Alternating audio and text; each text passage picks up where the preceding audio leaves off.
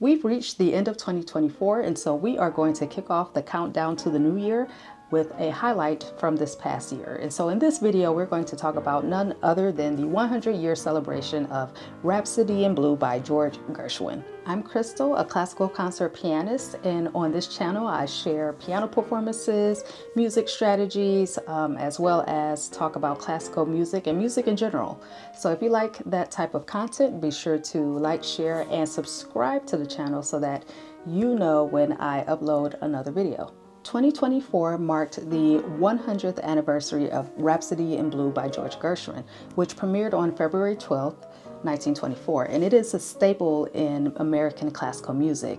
A major part of the significance of Rhapsody in Blue lies in Gershwin's blending of classical musical structures with the elements and sounds of jazz and blues that originated from Black Americans. What do we mean by that? Well, we mean that although it is a classical piece, you hear things like the blues scale, syncopated rhythms, as well as the improvisational style that is a key aspect of jazz music. Let's talk about 3 fun tidbits about the piece that you may not have known.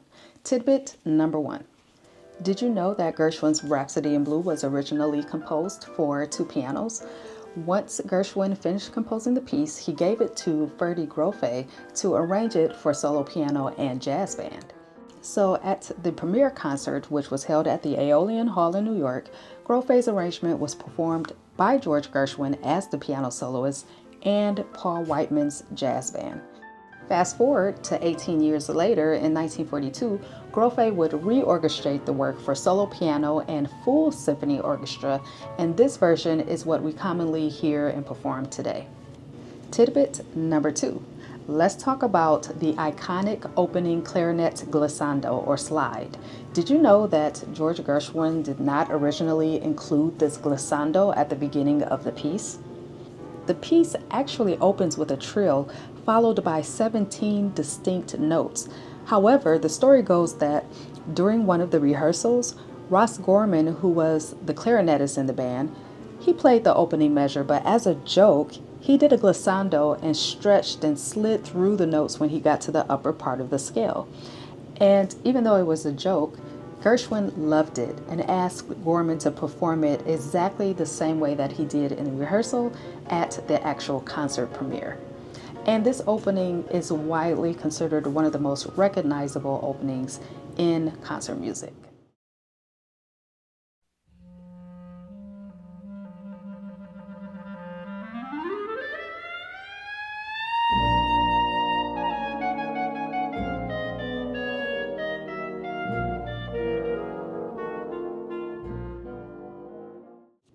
Tidbit number 3. Rhapsody in Blue was pretty much composed under a time crunch. Gershwin had about 5 weeks to compose the piece. So interestingly, when you get to the piano solo section in the final score, arranged by Grofé for the premiere, there are no musical notes, just the words, "wait for nod."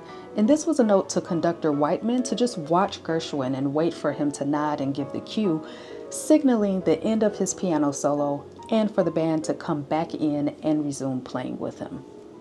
So 100 years of Rhapsody in Blue was celebrated all across the nation this year with many performances and presentations, including concerts at Carnegie Hall, the Detroit Symphony Orchestra, and the LA Philharmonic at the Hollywood Bowl.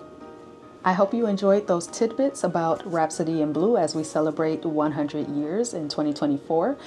Feel free to listen to the work and let me know in the comments section what is your favorite part of the piece. Thanks so much for watching. Please remember to like, share, and subscribe, and I will see you in the next video.